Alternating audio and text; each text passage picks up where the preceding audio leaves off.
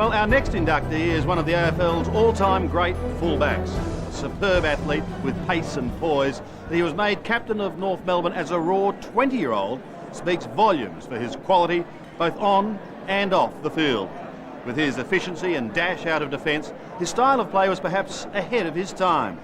2 premierships, one as acting captain, in 268 outings with the Roos have rightfully earned him a place in the Hall of Fame. Coming through there was David Dench, showing the old David Dench was recruited from West Coburg in 1969 and was honoured with the North Melbourne captaincy at just 20 years of age. One of the best fullbacks of his era, Dench would become the blueprint for the dashing defender. A great athlete who, with pace and poise, would burst out of the final line of resistance, providing an exciting springboard. Few full forwards could break the shackles and kick big tallies against him, for Dench was a superb mark and a focused footballer. In 1973, when the Kangaroos launched a massive recruiting drive, Dench was replaced as captain by Barry Davis. The fullback would show his great character by coping with the disappointment and never allowing it to affect his performance or his team spirit. Rewards would come for this efficient and vital member of the Roos. David was an integral part of the club's 2 premierships in 1975 and 1977.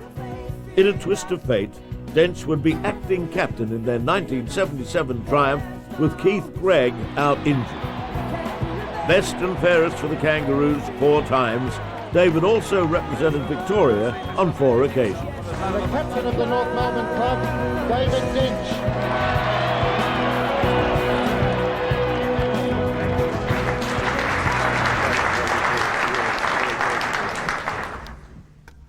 I've been thinking since I opened the letter 6 weeks ago, how do you express the feelings I got when I opened it?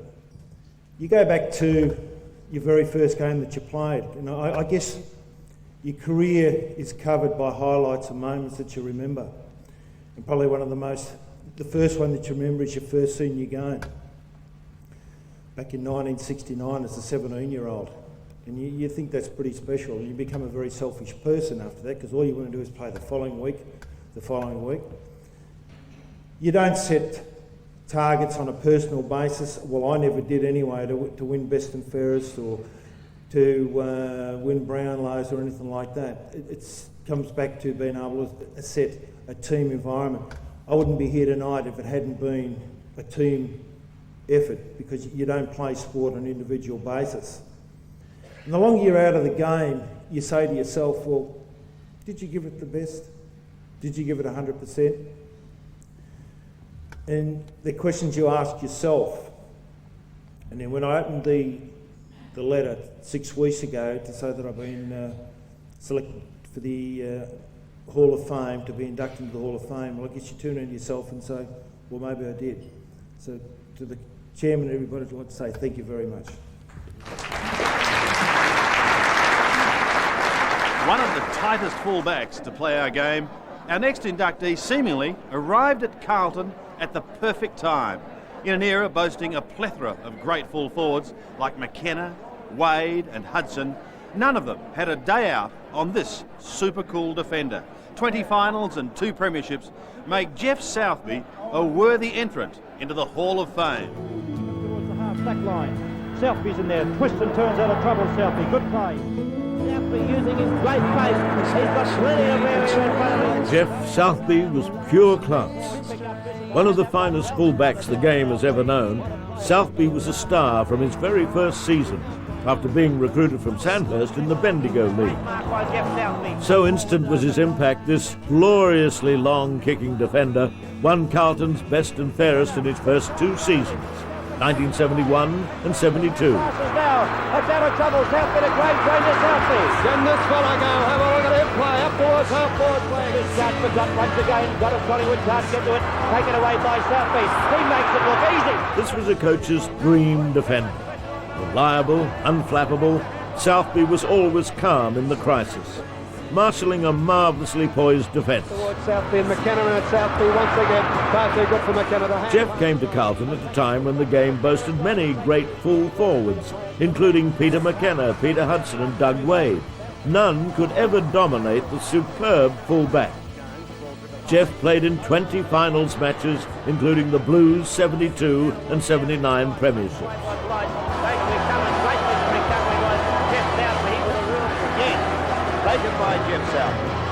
Late in his career, he was tried at full forward, but the Carlton devotees will always remember him as their flawless Rock of Gibraltar. Goes up, but it drifts into the forward pocket, but it's all Carlton, including Geoff Southby. Some fans say they can still remember the sound of Geoff Southby kicking out.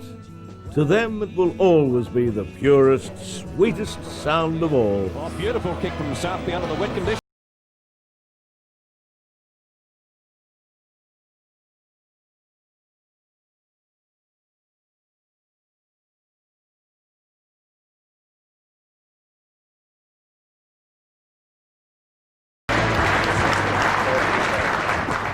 Well, this is a fantastic honour.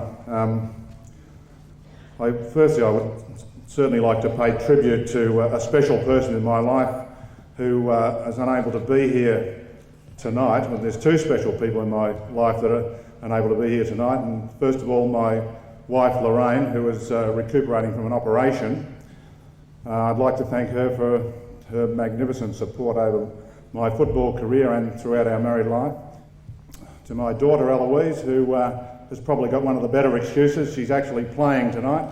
She's over in Adelaide playing against the Ravens in the netball. And if anyone's got the score at the moment, I'd love to hear it. I want to pay special tribute to my mum and dad, Dick and Marge, who are here today and being with us. They're up from Bendigo. My dad was my first influence in footy, my first inspiration in footy. I can still recall a time when he was when I was probably about 3 or 4 years of age, and he was doing those stab passes that trying to knock me over, I think, and I was loving it, trying to catch them and all those sorts of things. And all I can say is that I'd like to thank the AFL for seeing me fit to bestow this honour upon me. It's a fantastic privilege for me and honour. And I thank you all for your presence, and I congratulate all the other inductees tonight. Thanks very much.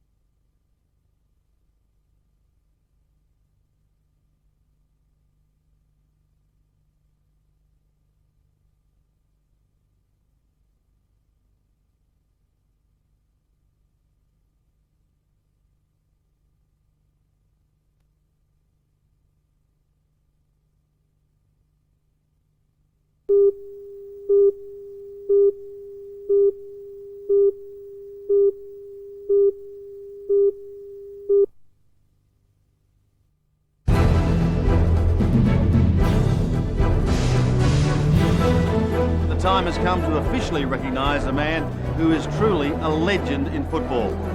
He's affectionately known as Hungry. A legend of Australian football is Kevin Bartlett.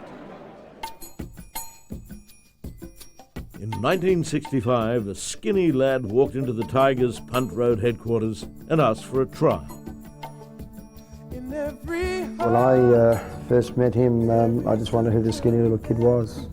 And he looked like, he was like a ferret, you know. He just ran in and out of packs in the under sort of 11s and 13s and under 15s at Tri-Boy Youth Club. That skinny kid would become the legend known affectionately as Hungry, Kevin Bartlett. A long kick for goal. It's a Didn't fumble, had quickness like you wouldn't believe, acceleration, and he would be going just as hard in the last minutes of the game. It was something that God gave him. Moves the ball over to magnificent. So what he could do is go pow, and then after even stopping for 1 second, next minute he could go pow again. I mean, when Bartlett had the ball, we knew we were going places. Simple as that. Oh, he couldn't mark it, nor they had a chance. Many opposition players would attempt to stop this irrepressible rover over his decorated career of 403 games. But KB was too smart, too fast and too skillful, leading them a merry dance as he amassed 778 goals. Taken by Bartlett. Oh, look at his shoulder. goal. He's so enthusiastic getting the ball on the actual playing field, but he wasn't so enthusiastic on the training track. Chance there for Bartlett. He can't pick it up. He's under pressure. Has a chance now. He keeps on telling me that he was quality more so than quantity. Kevin's goal kicking wasn't great early because he always kicked more points than goals. One of the funny things that happened is that Hayford thrown the absolute tripe out of us, the rest of the side. And I remember the whale running around, look at that rotten, greasy little brown-nosed rat, you know. No laughers, come on, well, shut up, let's keep running, Jim, you know. And Kevin will be out there doing his goal-kicking practice. And we were out there running. And he never ever broke into a sweat. He never took a towel to training. Still going, Bartlett there. He'll kick this. Bartlett hooks it around. Goals. That's what Hungary loved most of all. Anything from 50 metres. An open invitation to the artful dodgers. Every year he was the leading possession getter, and there wasn't too many hand passes in those possessions, incidentally, because he just didn't believe in why give the ball off to somebody else. That's the fun of playing footy with Kevin. If you ran past him for a hand pass, keep going, you know, and of course try and get the one that where the ball's going to land, because I can assure you, you're wasting your breath. And I did read once that he had 13 hand passes for the year, and I damned if I can remember the 13.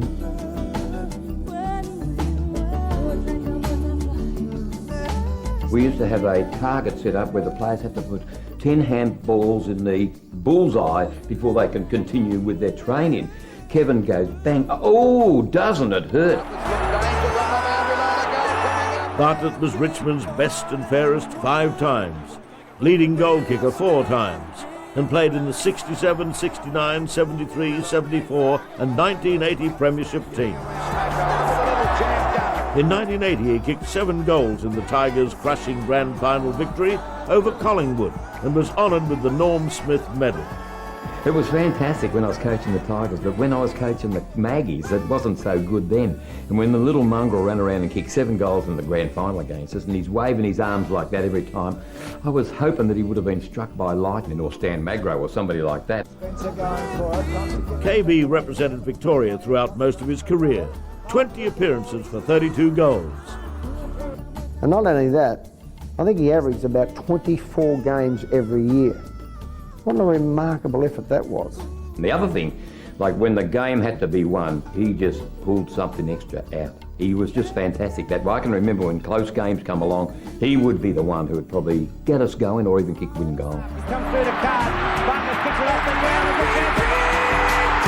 Bartlett went on to coach Richmond from 88 to 91. But the football fans will never forget the skinny rover, arms pumping in triumph after slotting through another goal for his beloved Tigers. To me, he was in the greatest ever side in the AFL. When I select my best ever side over a period of time, he is in that side. He's a lovely person, very humble, absolute champion. I think everybody would agree with that, but he's got time for people. He's a people's person. But I think that's always been his way, incidentally. Yeah, no, he's a definite legend. We just admired him as much as sometimes we were jealous that we would love to have been as good as him. And not many people want to say that.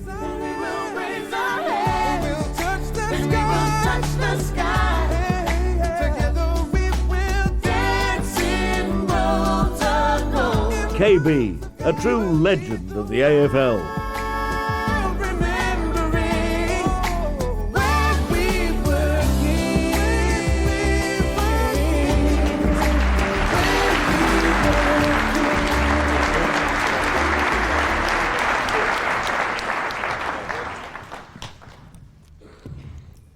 Thank you very much. And may I say that just recently I was watching a documentary on the Titanic, and the director actually said that 75% of the Titanic was computer generated. It was full of graphics, and I didn't realise that we'd actually got those computer generated graphics here in the AFL, because I don't remember giving any of those handballs either. Tommy Hafey actually said to me in 1966, he said, "Don't get caught up in this new fad called handball. It won't last." And of course I always did as the coach told me to.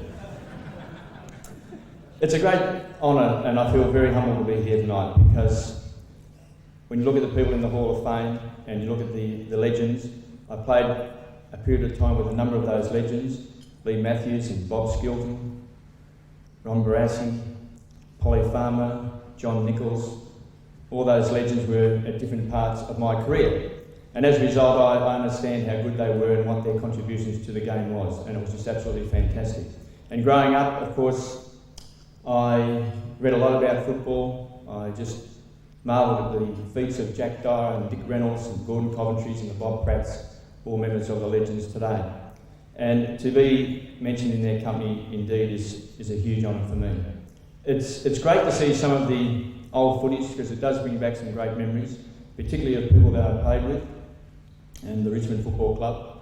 And I'm thrilled tonight that some of the people who made my football career and life so enjoyable are here. Francis Burke, the great Francis Burke, a member of the Hall of Fame, who we played 5 premierships together. It was a very, very long journey and one that we both obviously thoroughly enjoyed. A fantastic player. Royce Hart, who made my job very, very easy because we had a very simple game plan at Richmond, and that was kick the ball along to Royce and get out of his way. And that worked pretty good. That was Tom Hafey's tactics. Of course, we won 3 premierships, 67, 69 and 73 using that tactic. Kick the ball along to Royce and get out of his way. And I just saw Kevin Sheedy then speaking, and of course it reminds me of the time when Sheedy I felt was going to be a coach. Because at the start of 1974, Tom Hafey said, this is the way we'll be playing this year. Get the ball, kick it long to Royce. And before he could say, get out of the way, Kevin Sheedy jumped up and said, I think we should change our game plan, Tom, because I think the opposition's starting to cotton onto it.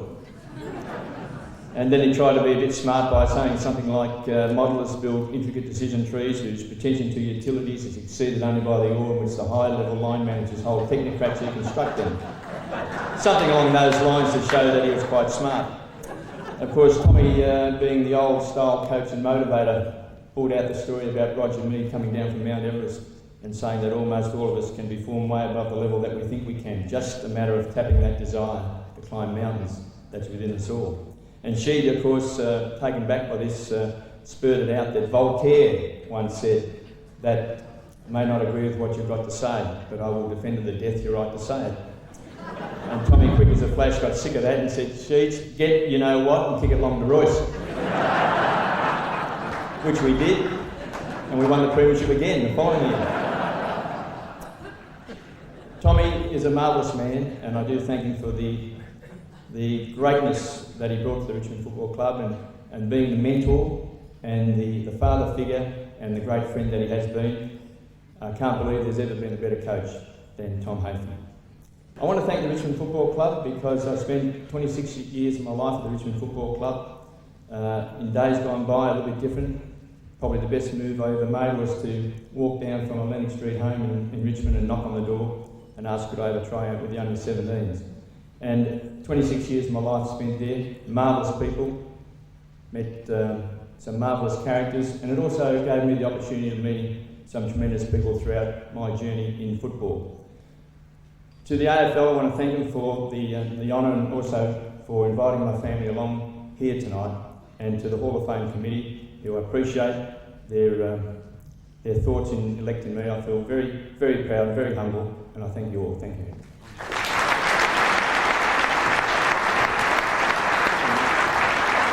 And joining me now is the wife of our legend, Kevin Bartlett, Denise Bartlett, who saw him pass 100 games, 200 games, 300 games, 400 games. Denise, did you ever think it was going to stop? No, I actually thought he could go for another season after he retired. Really? Yes, I did. I thought he was playing well enough to go another season, but he thought the time had come to hang up his boots, so it was his decision. Fantastic, I guess, just to look back tonight and to see some of those highlights and those terrible stories that they suggested he only ever produced 13 hand passes. Well, That's vicious gossip. I don't believe that at all. And I think one of the lovely things about tonight was our little 11-year-old was there who never saw Kevin play, and she said, "Oh, Daddy's got hair." She couldn't believe all this hair. I think on that note, it's a good time to say farewell, Denise. Thank you for your time. To Kevin Bartlett, our latest player to join Australian football's legend elite group. It's a fantastic achievement and one well deserved to one of the game's truly great players, Kevin Bartlett.